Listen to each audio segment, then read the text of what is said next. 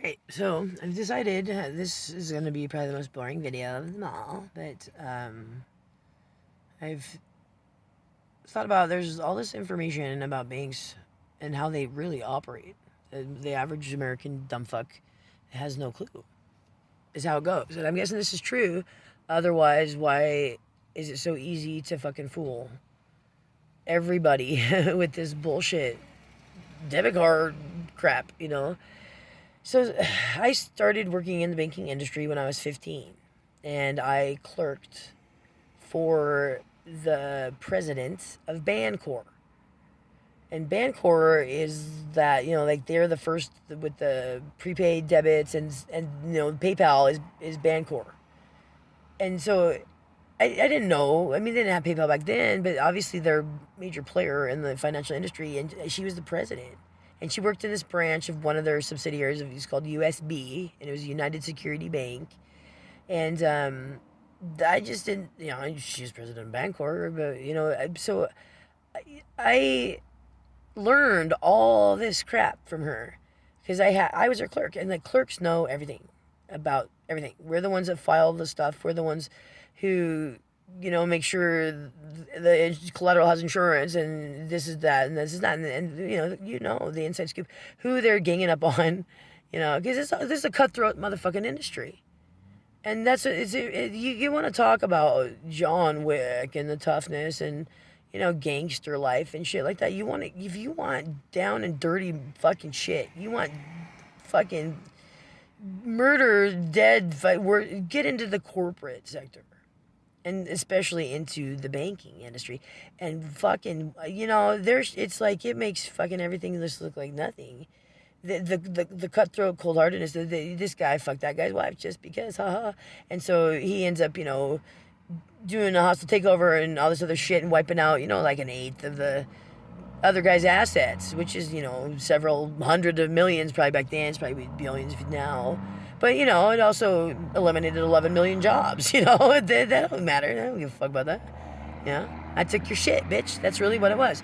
So when a bank, like, when you went to another bank, and so you have a mortgage, for example, and you're with a U.S. bank, okay? And then for whatever reason you go and there's an advertisement or something, and Washington Trust you go and talk to them, and they got better terms and this whole little thing, and it's all gonna work out, and you'll have this much less that you paid and blah blah whatever, and you say yeah, that works, because they'll say we're willing to pay off your other mortgage. We'll pay off your debt, and we'll carry your debt, but we'll give you better rates and line of credit perhaps that you can access and make it a better deal for you. So you switch over, and so when Washington Trust sends that payoff check to U.S. Bank, it is a major fuck you. Okay, that's what that is to them. To you, it was just a transaction that you got a better rate and you got access to a line of credit or whatever reason that you switched over. But to them, what the point of that, the whole purpose of this and that, they fuck about the money. Okay, that was haha, bitch, we took your shit. That's what that is. We got your shit, and now they're ours, our depositor. Fuck you, and that's the truth. It was all about the rub-in to the motherfucker. We're sending you this fucking, and so I would send these checks for these payouts to the other banks and stuff. There was a whole bunch of different kind of machine, had different kinds of font, and you had to do it just right. And if you fucked up, it was a big deal. So careful, and then I had to type this document, and it was the bankers' schemes. That's what they were called. These were the bankers' schemes, and these were agreements between the banks that were only known by the banks themselves, the people and the ups that were running the shit, and back in the day when I was there, tellers, they were like the clerks, but so they had a code of ethics, is you did not talk about your customers at all, and it don't matter what the fuck they're doing. When they walk in and they transact, you just are the one to put the papers through the fucking shit to make it go into the system the way it's supposed to. You don't ask questions. It's none of your fucking business, and it doesn't look right to you, shut your mouth still because you're not there to say shit dick about fuck all. And they were very, very like that. They took that very seriously.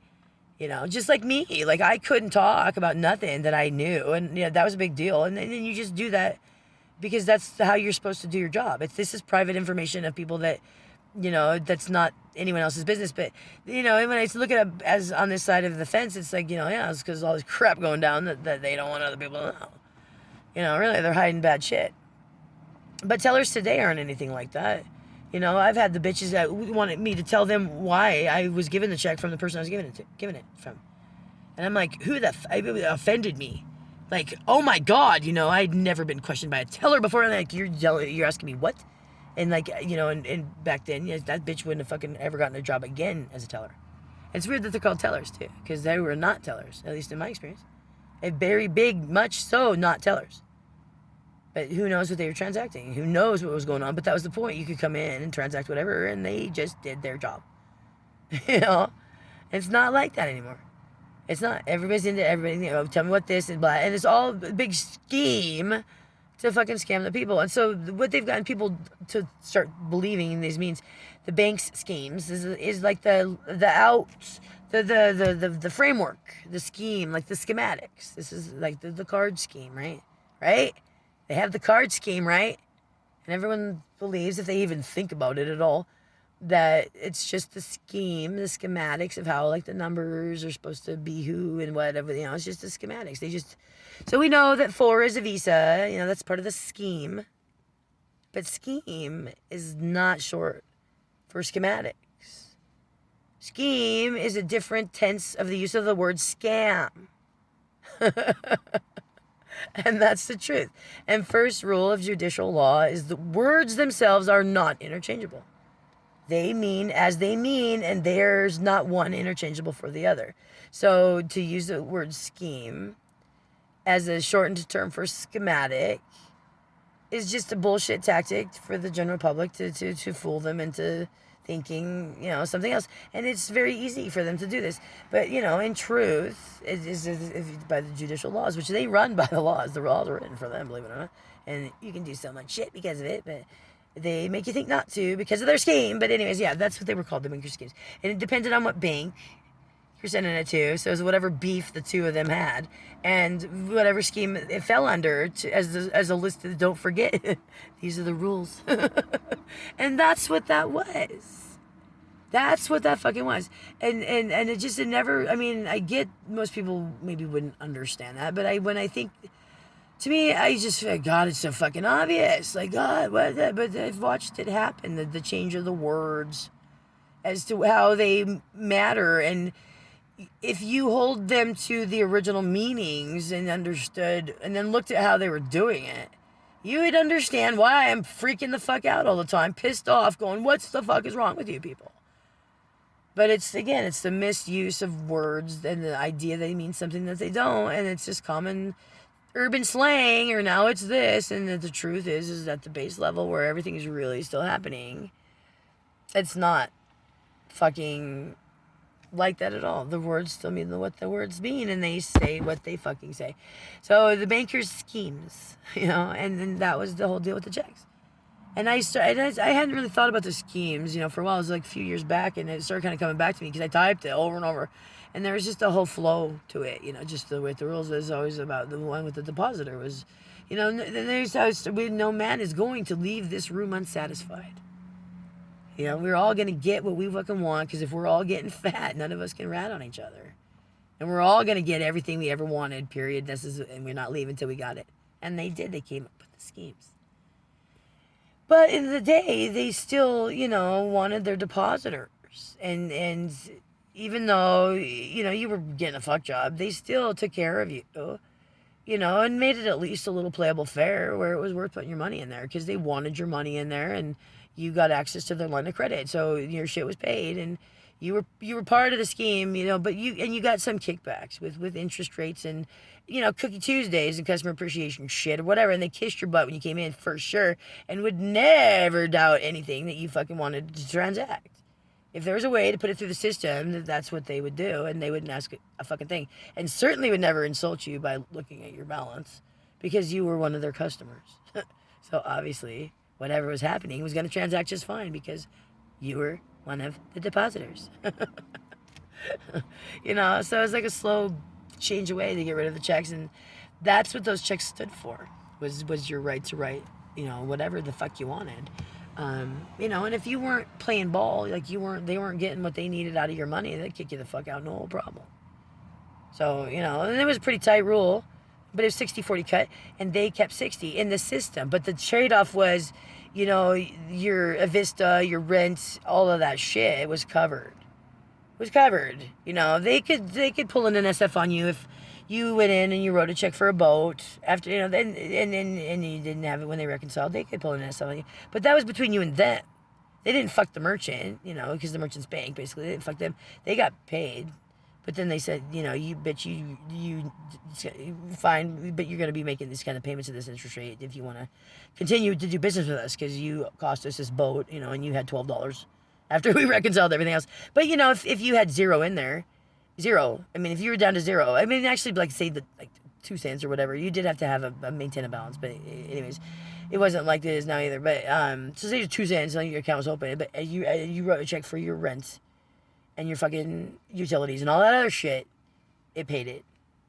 It would pay it. They wouldn't even bat an eye. But, something like I said, you go way too far over in the top and you're done. They don't want to fuck around. But that was the trade-off for 60-40. And then 40 you could liquidate, and you had your fun money. That wasn't 40%. 40% still you still had to buy your own clothes and shit like that. You had stuff. But like, say you wanted to buy cigarettes or go to the casino or something like that. That was your cash. Okay, so the cash was your fuck around money.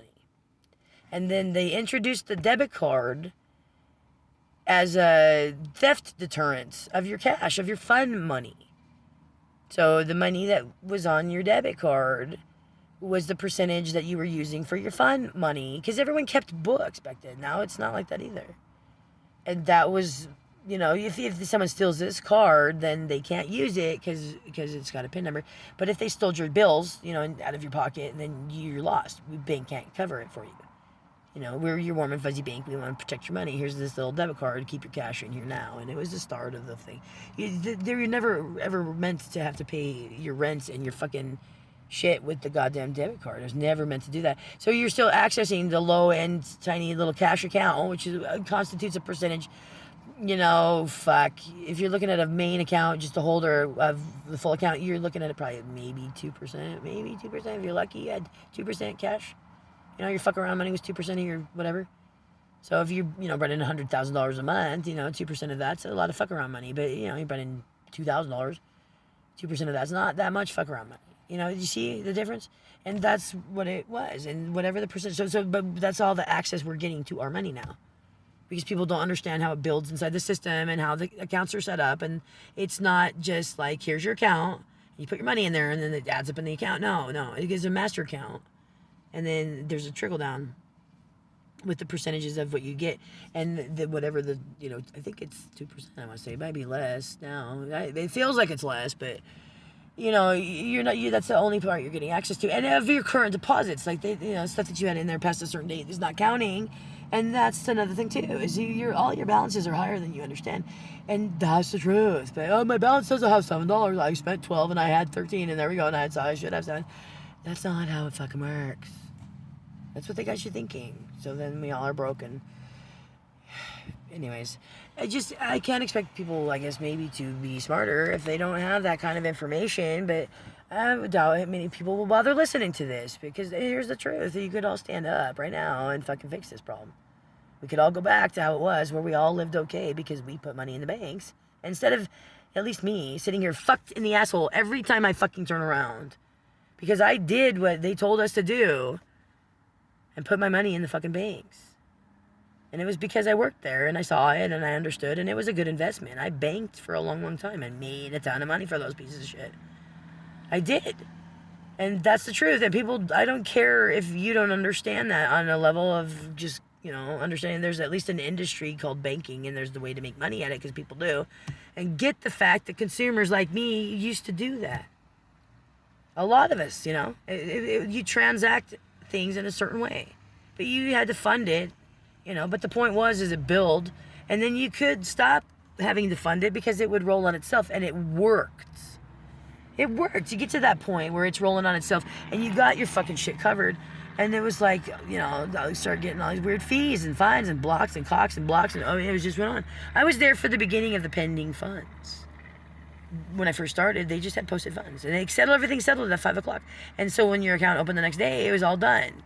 There's no 10-day wait for a fucking credit, or a 3-day delay on a whatever, because it's pending and then posted, and 700 different stub levels of bullshit that's what the fuck ever. You don't even get to look at that stuff anymore. You don't even get to see it. Like, you transaction and then they take it away, and how'd you make it 0?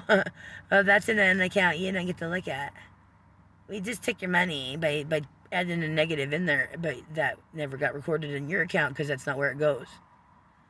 It goes over here, and it balances to your account, and it pulls the money and puts it here. But you don't get to see that account where it goes because that's the one that we keep. That's how bookkeeping is, double entry bookkeeping. If there's a negative in a spot, it goes to positive somewhere else. And it has to maintain a 0 balance. That's double entry bookkeeping. That's the standard that they're, and that is regulated by laws. Transactions and shit, how they go down, that is, and what they're doing now violates those fucking laws 110%. The way they transact shit, the holding of an entire deposit because one check that we had a problem. Wrong. That doesn't happen, because if a deposit slip was used, then those checks are no longer anything because you've transferred the value of that paper onto the deposit slip paper. And now it just goes in. And there's no breakdown. So you can't say any one of them checks went bad because you don't deposit those checks. You deposit your deposit slip. That's the change of the paper. It's a paper fucking system. And deposit slips are practically unheard of now. And it's like stuff 12 checks in there all at once. Now you're fucked if one of them's wrong because you just transacted all of them at the same time. But go in there and deposit one and pull your card out. PIN number, deposit the second one. Do that and watch what fucking happens. They freak the fuck out. It pisses them off because that means you know what the fuck. And they've screwed me many times. Went ahead and held the block of deposits made on a certain day completely 100% fucking illegal. 100%. And that's not just like policy. That is actual regulation and law that dictates financial institutions. And they do this no problem. Credit unions too. Because nobody knows. We're all too busy running around trying to scrape by. Dealing with COVID and masks and everything else, and then our own selves, because we're so important. We had to make sure we're all okay myself, and then we'll worry about other people. But if I can never satisfy myself, I can't worry about other people ever, and that's kind of where we're at, period. And they keep it running like that. Starting it with the worry of how I'm going to pay for the fucking snow tires, how I'm going to pay for the fucking whatever, the major thing that goes wrong. When that shit's should be taken care of already, because if you put money in the banks, you're yeah. But anyways, I doubt anybody gets this, and I really don't care. At least it won't be lack of information that continues on to make you stay stupid. And as the checks disappear and everybody's locked on the EFTs, which is electronic funds transfer, and that's not the same. Once that's the case and your paychecks are all direct deposited, pretty soon your paychecks will be gift cards to Walmart and the gas station, if you're lucky. Walmart has gas stations, I guess. No, pretty soon your paychecks will be nothing more than gift cards to Walmart. And you won't have a choice to do what you do with your money. You'll have to go to Walmart and you have to buy what you need and put your gas in and everything else. Because that'll be all that's left. And you won't even have earned a paycheck. You won't have earned money for you to decide how to take your life and where you want to go with it. You wouldn't have earned the tool that you're supposed to when you work and have money to do what you want with your life. You will have earned credit to use at the only fucking option left in the world, and that's motherfucking Walmart. Thank God for their discounts, I just love Walmart. I just love them.